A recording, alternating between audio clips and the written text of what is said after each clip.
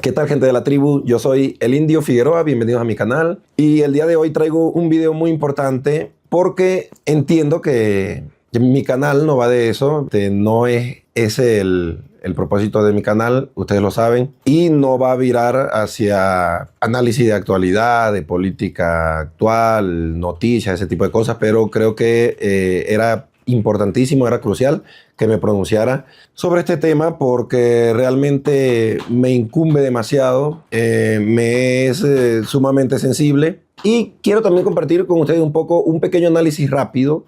No soy experto militar, ni experto político, ni nada por el estilo, pero créanme que 26 años me dan la autoridad para hablar del tema. Así que empezamos.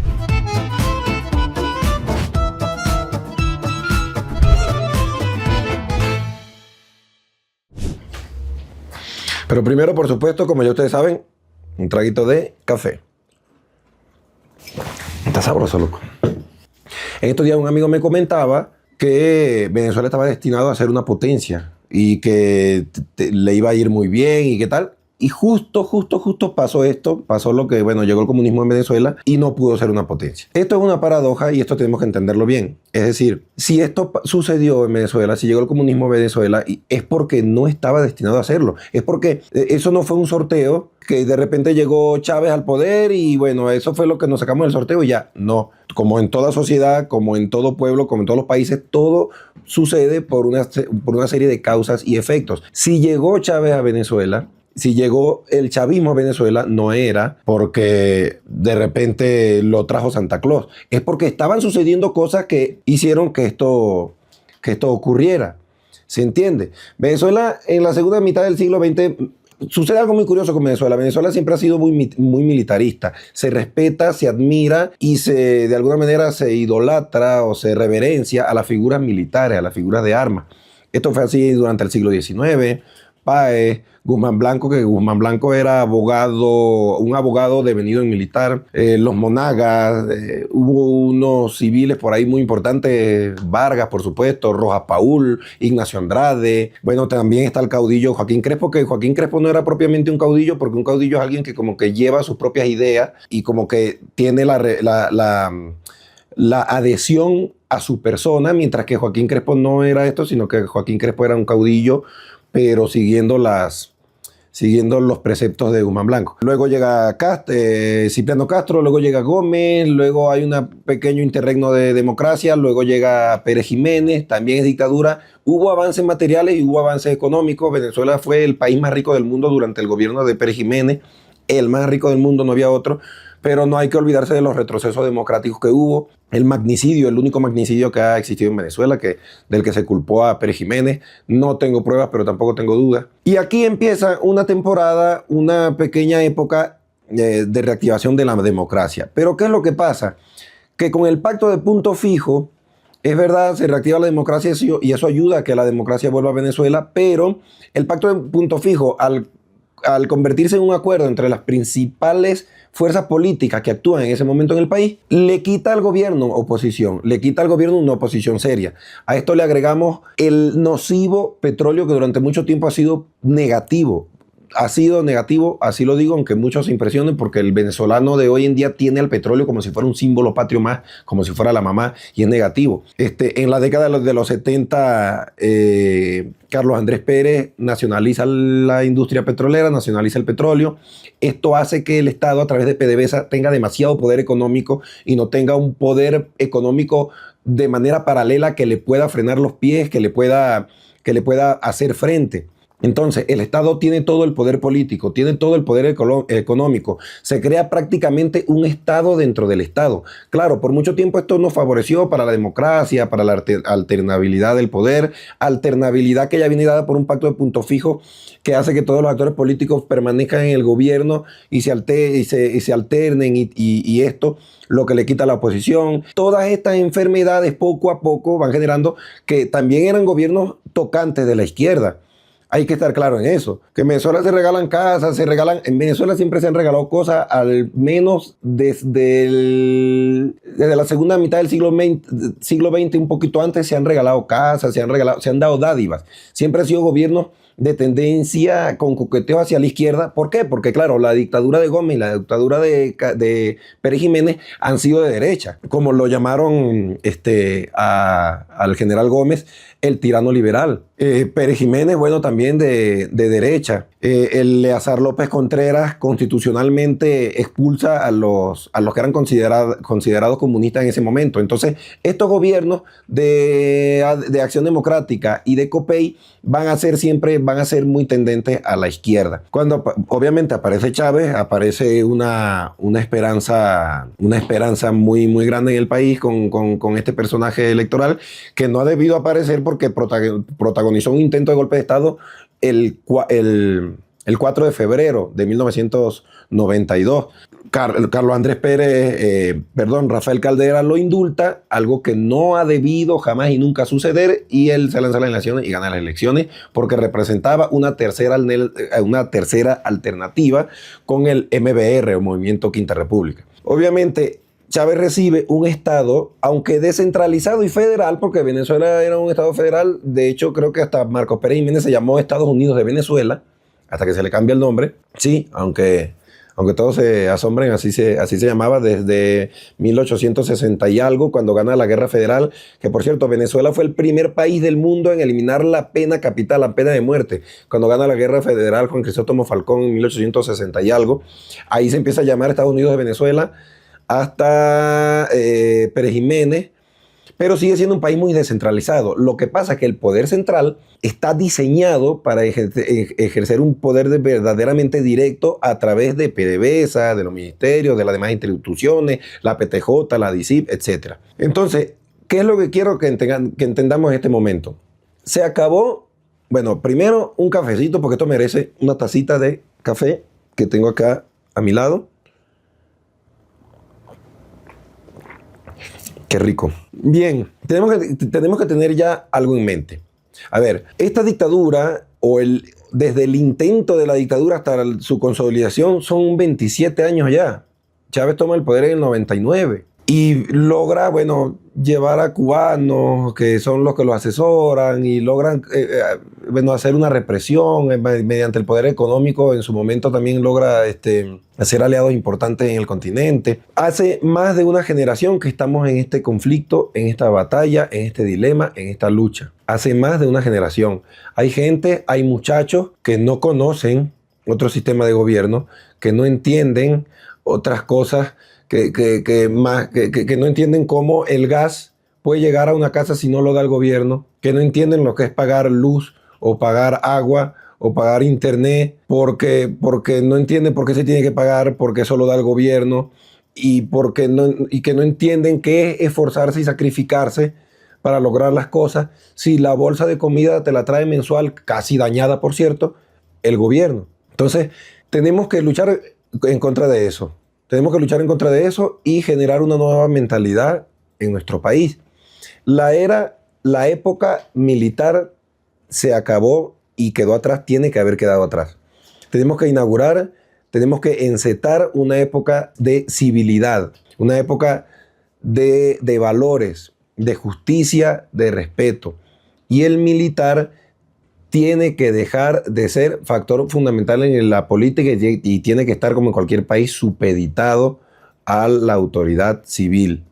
Tenemos también, por otra parte, esto no lo quiero dejar de lado, que ir dejando de ver el petróleo como el papá petróleo. Muchos escribirán, muchos dirán que no, que cómo es posible, pero sí es posible incluso hasta dejar de producirlo en una medida que sea justa, que sea pequeña. ¿Por qué? Número uno, va a ir en decadencia el uso del petróleo. Se están viendo poco a poco, pero se está viendo nuevas energías renovables, ecológicas, etcétera. Gracias a Dios lo que está sucediendo, y que Estados Unidos tiene, por supuesto, que como cualquier país del mundo, intereses, y uno de esos intereses es el petróleo de Venezuela, y para poder adquirirlo nos está haciendo un favor. Si el daño colateral de que Maduro se quede con el petróleo de Venezuela es que seamos libres y podamos hacer lo que nos dé la gana en nuestro país, libertad de expresión, libertad de movimiento, de entrar y salir, y nada de expropiaciones, bienvenido sea. Menos mal eso está sucediendo en este momento, porque considero que el petróleo poco a poco va a ir en decadencia, como ya no es una mercancía tan importante a nivel mundial el carbón, como lo fue en su momento, y aunque sigue siendo un producto bastante importante, pero ya no lo es tanto el oro. El petróleo va a dejar poco a poco de ser importante a nivel geopolítico. Y número dos, tenemos que diversificar la economía. Como diría Arturo Uslar Pietri, tenemos que sí o sí empezar a sembrar el petróleo. Sembrar el petróleo. No podemos seguir viéndolo todo con lentes, con las gafas del petróleo. En la última década de los años 20, aproximadamente el 5% de la población activa laboral chambeaba y trabajaba en el rubro petrolero. El 5% aproximadamente de la población laboral chambeaba en el sector petrolero. Cuando este sector petrolero era el 97% de los ingresos del país. Es decir, el 5% de la población mantenía a todo el país, a toda Venezuela. Esto es una locura. Esto es una locura. Para el comienzo del 2000, 98% de los productos en los anaqueles eran importados. Claro, eso habla de que hay plata para comprar, pero se vino la crisis y quedamos con el 2%, porque nunca se sembró el petróleo, porque nunca se atendió el campo de una manera sostenible. Y el campesino en Venezuela, lo digo con propiedad porque de ahí vengo, el campesino de Venezuela tiene que trabajar con las uñas. Tiene que trabajar con las uñas. No hay, digamos, programas sostenibles para que el campo no solamente sea de subsistencia, sea una producción de subsistencia, sino incluso para exportar. Tenemos que ser también conscientes que tenemos que trabajar desde el perdón. Obviamente va a tener que pagar el que tenga algo que pagar, pero quiero que seamos conscientes que no nos podemos ir vecinos contra vecinos. Como mi vecino era chavista, ahora yo le voy a quemar el carro, ahora yo le voy a hacer la vida imposible. No, el que tenga que pagar algo, el que deba pagar algo, lo va a pagar. Se va a venir un proceso, ya lo dijo Marco Rubio, de 3 fases, de estabilización, de reconstrucción, de transición. Y el que lo vaya a pagar, el que deba algo ante la justicia, va a tener que pagarlo contra los derechos humanos, la corrupción, narcotráfico, por supuesto que sí, pero necesitamos de todos. No nos vamos a ir contra el cuñado, contra el jefe, contra el otro, porque en su momento, bueno, fueron personas engañadas y ciegas. Porque, a ver, seamos honestos en algo. Yo no tengo ningún problema con la gente comunista. Mi problema es con los políticos comunistas. Porque yo, sin haber leído nada, sin haberme informado de nada, me comentan rápidamente lo que es el comunismo y es muy bonito, suena bien, suena delicioso. Pero una vez que tú lo pones en marcha, una vez que tú eres político, una vez que tú eres una persona, coño, un poquito pensante, tú te das cuenta que no va, que no tiene. Eso lo ideó Marx, que de hecho el comunismo de hoy en día está muy lejos de lo que ideó Marx. Va a venir por ahí un video sobre el leninismo, sobre el comunismo leninista, que era ese video, el video de Lenin, del leninismo, iba a ir antes de este video, pero viendo los sucesos que se han dado en mi país, me pareció pertinente traer primero este video, un video más de reflexión. Como les digo, yo no soy experto en nada, no soy experto en política, en comunismo, en militares, nada. Pero creo que era importante hacer este video.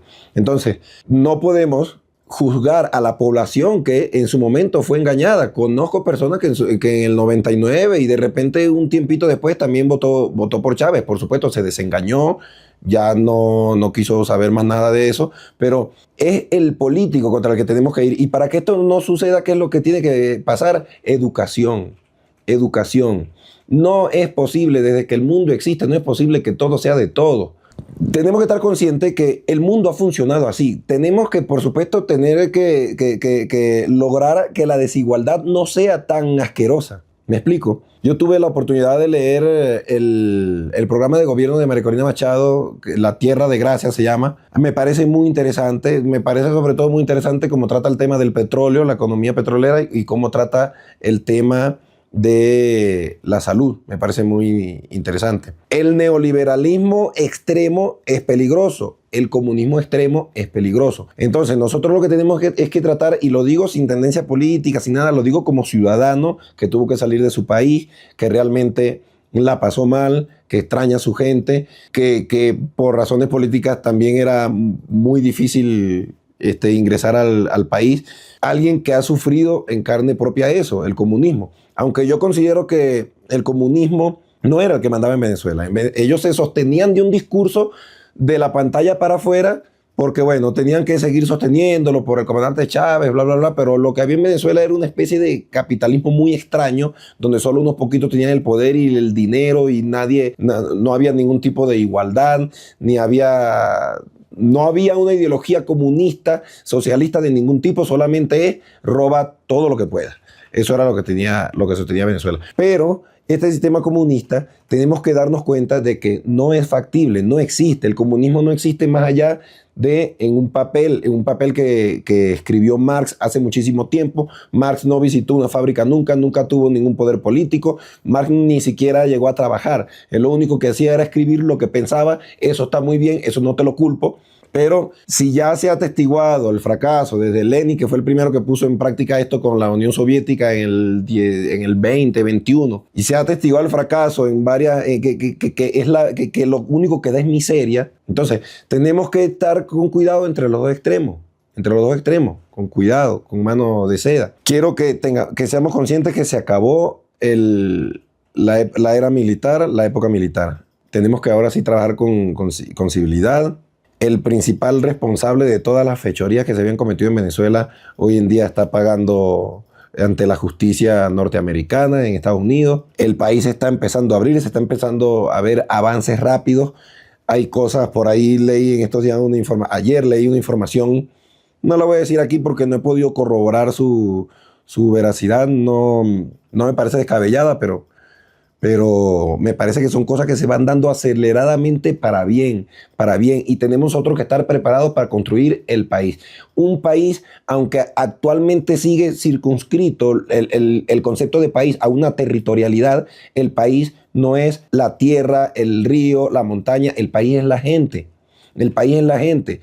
Tú no puedes esperar que una sociedad que no sé, que la sociedad haitiana llegue un presidente noruego con pensamientos noruegos. No, tenemos los presidentes que hay en nuestra sociedad. Si nuestra sociedad está mal educada, vamos a tener presidentes mal educados. Si nuestra sociedad es corrupta, vamos a tener presidentes corruptos. Como sociedad nosotros nos organizamos en gobierno para delegar funciones. Eso es lo que hace la sociedad, delegar funciones. Mira, para que funcione la policía, la recolección de impuestos, que yo pago algo para que se mantenga mi calle limpia, etcétera, etcétera, vamos a nombrar a alguien que dirija eso, que administre eso y delegamos la sociedad en él. Por eso es que el presidente y los ministros, etcétera, son empleados públicos puestos por nosotros. Entonces, ¿cómo va a salir entre nosotros de una sociedad dañada un presidente o dirigente extraordinario? Latinoamérica tiene que dejar de buscar mesías. Tiene que dejar de buscar mesías. Yo hago lo que me da la gana y me emborracho y golpeo a mi mujer y no sé qué y abandono a mis hijos, pero que el presidente venga y arregle esto. Que el presidente venga y arregle este país. Como decía mi abuelo, un solo palo no hace montaña. 30, 40 millones de personas somos los que conformamos un país, somos los que lo mantenemos organizado, somos los que chambeamos día a día, con respeto, con dedicación, sin atropellar a nadie, para hacerlo cada vez un mejor país y para yo tener calidad de vida, porque el trabajo dignifica realmente y te hace sentir útil, te hace sentir que estás brindando un servicio o que estás vendiendo un bien que realmente es preciado. Entonces no podemos seguir con la mentalidad que traíamos. Hay generaciones que hay que desintoxicarlas mentalmente, psicológicamente, hay que lavarlas, hay que limpiarlas y volver a empezar de cero. Mi gente, un video de repente un poquito largo, no era el video que estaba planificado salir para el día de hoy. Yo tengo un video sobre el comunismo leninista, sobre la ideología leninista, que iba a subir el 3 de enero. Sucedió esto. Todavía no lo he terminado de procesar bien, todavía estoy, viendo las cosas, no me lo creo. Hay imágenes en las redes y en los noticieros que es lo que hemos querido ver muchísimo tiempo, ya lo estamos viendo. Mi generación, tu generación, esta generación que lo está viviendo, que lo está haciendo y que de alguna manera con un granito más grande o más pequeño somos los responsables de lo que está pasando. Tenemos que apropiarnos del país en el buen sentido de la palabra, tomar las riendas y hacer una democracia sostenible, verdadera y que ayude a desarrollar a nuestro país y a lo de los demás, porque el problema de un país no es solamente el problema del país, el problema de los Homo sapiens, el problema de la humanidad, de nuestra especie. Por ahí se va a venir el video de Lenny, estén atentos. Muchas gracias. Viva Venezuela Libre, los quiero mucho. Hasta luego. Y antes de que nos vayamos, más café.